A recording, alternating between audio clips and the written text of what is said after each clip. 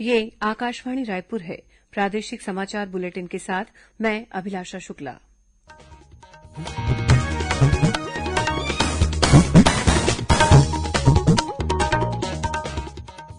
और अब पेश है आज के मुख्य समाचार। विधानसभा में बीते 2 दिनों से जारी गतिरोध समाप्त हुआ। विधायक बृहस्पत सिंह ने अपने बयान पर खेद व्यक्त किया। गृह मंत्री ने कहा कि स्वास्थ्य मंत्री टीएस सिंहदेव पर लगाए गए सभी आरोप निराधार।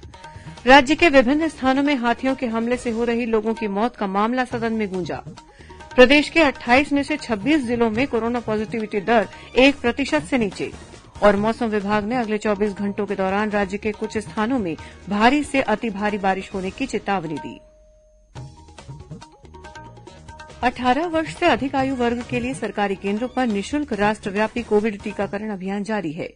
युवा श्रोताओं से हमारा आग्रह है कि स्वयं कोविड रोधी टीका लगवाएं और अन्य लोगों को भी इसके लिए प्रोत्साहित करें। कोविड स्वास्थ्य के लिए खतरा बना हुआ है। ऐसे में एहतियाती उपायों के पालन में कोताही न बरतें। जब तक आवश्यक न हो घर से बाहर न निकलें और 3 सरल उपायों का पालन करें। मास्क लगाएं, 2 गज की सुरक्षित दूरी बनाए रखें, बार-बार हाथ धोएं और चेहरा साफ रखें। कोविड से संबंधित जानकारी और मार्गदर्शन के लिए राष्ट्रीय हेल्पलाइन काम कर रही है। छत्तीसगढ़ के लिए हेल्पलाइन नंबर है 104 और 0771 223591। साथ ही राष्ट्रीय हेल्पलाइन नंबर है 1075। अब समाचार विस्तार से। राज्य विधानसभा में बीते 2 दिनों से स्वास्थ्य मंत्री टीएस सिंहदेव के खिलाफ लगाए गए आरोपों को लेकर जारी गतिरोध आज खत्म हो गया। सदन में आज गृह मंत्री ताम्रध्वज साहू ने शासन की ओर से वक्तव्य देते हुए कहा कि श्री सिंहदेव पर लगाए गए सभी आरोप झूठे और निराधार हैं। गृह मंत्री ने यह स्पष्ट किया कि एक विधायक के सुरक्षाकर्मियों के साथ दुर्व्यवहार की घटना से स्वास्थ्य मंत्री का कोई संबंध नहीं है। इससे पहले सदन में कांग्रेस विधायक बृहस्पत सिंह ने भी स्वास्थ्य मंत्री के खिलाफ पूर्व में दिए गए अपने बयान पर खेद जताया। उन्होंने कहा कि भावावेश में आकर उन्होंने इस तरह का बयान दिया था। उन्होंने कहा कि उनके बयान से यदि किसी की भावनाएं आहत हुई हैं तो वे उसके लिए खेद व्यक्त करते हैं। विधानसभा अध्यक्ष डॉक्टर चरणदास महंत, मुख्यमंत्री भूपेश बघेल, नेता प्रतिपक्ष धरमलाल कौशिक और संसदीय कार्य मंत्री रविन्द्र चौबे ने इस गतिरोध के दूर होने पर प्रसन्नता जाहिर करते हुए कहा कि इससे राज्य विधानसभा की उच्च परंपराओं का पालन हुआ है। इसके बाद स्वास्थ्य मंत्री टीएस सिंहदेव विधानसभा पहुंचे और सबका आभार व्यक्त करते हुए सदन की कार्यवाही में भाग लिया। इससे पहले कल देर रात कांग्रेस की ओर से विधायक श्री सिंह को कारण बताओ नोटिस जारी कर स्वास्थ्य मंत्री पर लगाए गए आरोप का आधार स्पष्ट करने को कहा गया था। गौरतलब है कि बीते शनिवार को अंबिकापुर में विधायक बृहस्पत सिंह के काफिले के एक वाहन पर कुछ लोगों ने हमला किया था। इसके बाद कथित रूप से विधायक ने इस हमले के संबंध में स्वास्थ्य मंत्री पर आरोप लगाया था। विधानसभा में आज शून्यकाल में विपक्षी विधायकों ने प्रदेश में कथित रूप से हो रहे धर्मांतरण का मुद्दा उठाया। भाजपा विधायक बृजमोहन अग्रवाल ने इस मुद्दे को उठाते हुए बताया कि भाजपा सदस्यों ने इस बारे में स्थगन प्रस्ताव पेश किया है। उन्होंने कहा कि छत्तीसगढ़ में धर्मांतरण गंभीर समस्या बन गई है। नेता प्रतिपक्ष धरमलाल कौशिक और पूर्व मुख्यमंत्री डॉक्टर रमन सिंह सहित अन्य भाजपा विधायकों ने भी कहा कि प्रदेश में सुनियोजित तरीके से धर्मांतरण कराया जा रहा है और इसके कारण राज्य में अपराध भी बढ़ रहे हैं। बाद में विधानसभा अध्यक्ष ने कहा कि वे इस विषय को किसी न किसी रूप में सदन में लेंगे। प्रदेश के अलग अलग हिस्सों में हाथियों के हमले में हुई मौतों का मामला भी आज विधानसभा में गूंजा। एक ध्यानाकर्षण प्रस्ताव के जरिए भाजपा सदस्य अजय चंद्राकर ने यह मुद्दा उठाते हुए कहा कि राज्य सरकार के पास हाथियों के हमले की घटनाओं को रोकने की कोई व्यवस्था नहीं है। श्री चंद्राकर ने कहा कि सरकार की कार्रवाई सिर्फ बयानों तक ही सीमित है। जवाब में वन मंत्री मोहम्मद अकबर ने बताया कि प्रदेश के विभिन्न क्षेत्रों में करीब 300 हाथी विचरण कर रहे हैं। कई बार भोजन की तलाश में जब हाथियों का दल रिहायशी इलाकों में पहुंच जाता है तो इस तरह की घटनाएं होती हैं। मंत्री ने ग्रामीण क्षेत्रों में हाथियों के हमले के डर से ग्रामीणों द्वारा अपना घर छोड़ने के आरोपों को गलत बताया। उन्होंने मैनपाट इलाके में हाथियों के आतंक के कारण कुछ ग्रामीणों के रहने की व्यवस्था अन्य गांवों में करने की बात को स्वीकार किया। श्री अकबर ने इस बात से भी इंकार किया कि हाथियों की मौत रहस्यमय तरीके से हो रही है। उन्होंने कहा कि हाथियों की मौत प्राकृतिक कारणों से होने की पुष्टि डॉक्टरों द्वारा की जा चुकी है। सदन में आज सरकार द्वारा पेश प्रथम अनुपूरक अनुमान की अनुदान मांगों पर भी चर्चा हुई। इसमें सत्ता पक्ष और विपक्ष के अनेक सदस्यों ने भाग लिया।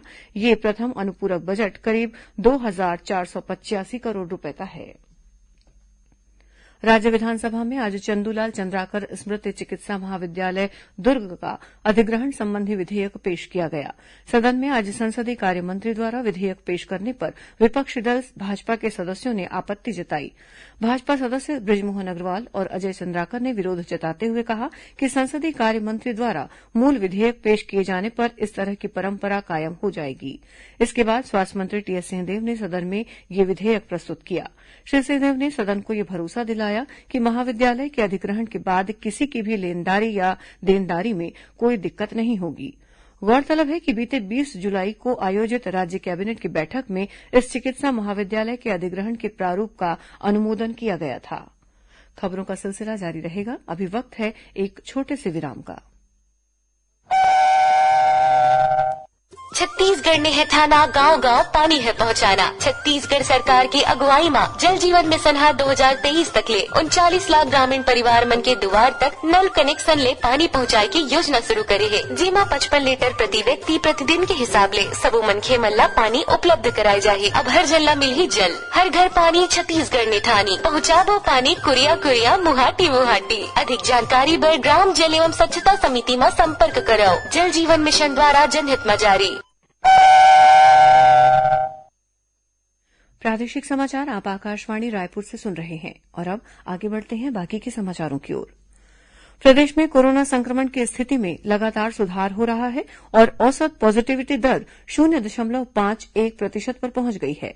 राज्य के 26 जिलों में कोरोना पॉजिटिविटी दर 1% से भी नीचे है। अभी राज्य के केवल 2 जिलों बीजापुर और कांकेर में संक्रमण दर 1% से अधिक है। इस बीच कोरोना संक्रमण की तीसरी लहर की आशंका को देखते हुए स्वास्थ्य विभाग द्वारा सभी जरूरी तैयारियां शुरू कर दी गई हैं। इसके तहत कबीरधाम जिला अस्पताल में कोरोना संक्रमित व्यक्तियों की जल्द पहचान के लिए ट्रू नॉट जांच प्रणाली शुरू की जा रही है। वहीं दुर्ग जिले में टीकाकरण के प्रति लोगों को जागरूक करने और कोरोना से बचाव संबंधी नियमों का पालन सुनिश्चित कराने के लिए आंगनबाड़ी कार्यकर्ताओं, मितानिनों, पंच और शिक्षकों को प्रशिक्षण दिया गया। जिले के प्राथमिक स्वास्थ्य केन्द्रों में जरूरी दवाइयों का भंडारण भी किया जा रहा है। इधर रायगढ़ शहर में कोरोना टीकाकरण अभियान को गति देने के लिए मोबाइल मेडिकल यूनिट का संचालन किया जा रहा है। इनके माध्यम से मोहल्लों और वार्डों में टीकाकरण किया जा रहा है। वहीं महासमुंद जिले के बागबाहरा नगरीय क्षेत्र में 100% कोरोना टीकाकरण कर लिया गया है। अब तक जिले के 157 गांवों और 25 ग्राम पंचायतों में 100% टीकाकरण हो चुका है। भारतीय जनता पार्टी के राष्ट्रीय अध्यक्ष जगत प्रकाश नड्डा ने आज नई दिल्ली में पार्टी मुख्यालय के राष्ट्रीय स्वयंसेवक अभियान की शुरूआत की। इस अभियान के तहत लगभग 4 लाख स्वयंसेवकों को प्रशिक्षित किया जाएगा, जो कोविड पर जमीनी स्तर पर कार्य करेंगे। श्री नड्डा ने कहा कि इस अभियान के तहत स्वयंसेवकों को 2 लाख गांवों तक पहुंचना है। मुख्यमंत्री भूपेश बघेल लोकवाणी में इस बार आदिवासी अंचलों की अपेक्षाएं और विकास विषय पर बातचीत करेंगे। इस संबंध में आकाशवाणी रायपुर के दूरभाष नंबर 0771 2430 501 502 और 503 पर 30 जुलाई तक दोपहर 3 से 4 बजे के बीच फोन करके अपने सवाल रिकॉर्ड करा सकते हैं। मुख्यमंत्री की मासिक रेडियो वार्ता लोकवाणी की 20वीं कड़ी का प्रसारण 8 अगस्त को होगा। लोकवाणी का प्रसारण छत्तीसगढ़ स्थित आकाशवाणी के सभी केन्द्रों, एफएम रेडियो और क्षेत्रीय समाचार चैनलों से सुबह 10:30 बजे से 11 बजे तक किया जाएगा। दंतेवाड़ा जिले के कटेकल्याण थाना क्षेत्र में सुरक्षा बलों ने 5 लाख रुपए के एक इनामी माओवादी को गिरफ्तार करने में सफलता हासिल की है। जन मिलिशिया कमांडर हांदा कर्रा माड़वी को जियाकोटड़ा के जंगलों से घेराबंदी कर पकड़ा गया। इस माओवादी पर लूट, हत्या और विस्फोटक लगाने के अलावा पुलिस पार्टी पर हमला करने जैसी कई घटनाओं में शामिल रहने का आरोप है। वहीं इसी जिले के अरनपुर थाना क्षेत्र स्थित रेवाली गांव में सुरक्षा बलों की टीम ने एक माओवादी स्मारक को ध्वस्त कर दिया है। अब पेश है मौसम का हाल। मौसम विभाग ने आगामी 24 घंटों के दौरान राज्य में 1-2 स्थानों पर गरज चमक के साथ भारी से अति भारी बारिश होने, अंधड़ चलने और आकाशीय बिजली गिरने की चेतावनी दी है। वहीं आगामी 2 दिनों के दौरान राज्य के अधिकांश स्थानों पर हल्की से मध्यम बारिश होगी। आज भी राजधानी रायपुर सहित प्रदेश के कई स्थानों पर तेज बारिश हुई। इस बीच राज्य स्तरीय निरंतर कक्ष से मिले आंकड़ों के मुताबिक बीते 1 जून से अब तक राज्य में करीब 526 मिलीमीटर औसत बारिश दर्ज की जा चुकी है। इस दौरान सुकमा जिले में सबसे अधिक लगभग 843 मिलीमीटर और बालोद जिले में सबसे कम लगभग 358 मिलीमीटर बारिश हुई है। अब कुछ अन्य खबरें संक्षिप्त में। छत्तीसगढ़ में राज्यपाल के तौर पर 2 साल का कार्यकाल पूरा होने पर राज्यपाल अनुसुईया उइके से लिए गए विशेष साक्षात्कार का प्रसारण दूरदर्शन छत्तीसगढ़ द्वारा कल शाम 6 बजे से किया जाएगा। स्कूल शिक्षा विभाग के विकासखंड शिक्षा अधिकारियों, प्राचार्यों और व्याख्याताओं को नई पदस्थापना दी गई है। छत्तीसगढ़ क्वांटिफाइबल डाटा आयोग का कार्यालय रायपुर के पीडब्ल्यूडी चौक स्थित सागौन बंगला परिसर में शुरू किया गया है। इसके माध्यम से प्रदेश की जनसंख्या में अन्य पिछड़ा वर्ग और आर्थिक रूप से कमजोर वर्ग की गणना की जाएगी। दुर्ग जिले के झीट पाटन क्षेत्र में जमीन के सौदे के नाम पर 70 लाख रूपये की धोखाधड़ी के मामले में पुलिस ने एक आरोपी को गिरफ्तार किया है। कोरिया जिले के विभिन्न गांवों में स्वास्थ्य और परिवार कल्याण विभाग द्वारा आयुर्वेद चिकित्सा के लिए निःशुल्क शिविर का आयोजन किया जा रहा है। रायपुर के सदर बाजार क्षेत्र में हीरों और कीमती रत्नों की चोरी में शामिल गिरोह का एक आरोपी और चोरी के आभूषण को खरीदने वाले कारोबारी को पुलिस ने राजस्थान के जालौर से गिरफ्तार किया है। इस मामले के मुख्य आरोपी की तलाश जारी है। और राज्य माध्यमिक शिक्षा मंडल द्वारा घोषित 12वीं की परीक्षाओं में एकलव्य आदर्श आवासीय विद्यालयों का परीक्षा परिणाम 100% रहा है। 12वीं की परीक्षा में शामिल 563 विद्यार्थियों में से 561 विद्यार्थी उत्तीर्ण हुए हैं। प्रमुख बात यह है कि सभी विद्यार्थी प्रथम श्रेणी में पास हुए हैं। अनुसूचित जाति और जनजाति विकास मंत्री डॉक्टर प्रेमसाय सिंह टेकाम और विभागीय सचिव डीडी सिंह ने सफल विद्यार्थियों को अपनी शुभकामनाएं दी हैं। अंत में मुख्य समाचार एक बार फिर। विधानसभा में बीते 2 दिनों से जारी गतिरोध समाप्त हुआ। विधायक बृहस्पत सिंह ने अपने बयान पर खेद व्यक्त किया। गृहमंत्री ने कहा कि स्वास्थ्य मंत्री टीएस सिंहदेव पर लगाए गए सभी आरोप निराधार। राज्य के विभिन्न स्थानों में हाथियों के हमले से हो रही लोगों की मौत का मामला सदन में गूंजा। प्रदेश के 28 में से 26 जिलों में कोरोना पॉजिटिविटी दर 1% से नीचे। और मौसम विभाग ने अगले 24 घंटों के दौरान राज्य के कुछ स्थानों में भारी से अति भारी बारिश होने की चेतावनी दी। इसी के साथ प्रादेशिक समाचार बुलेटिन समाप्त हुआ।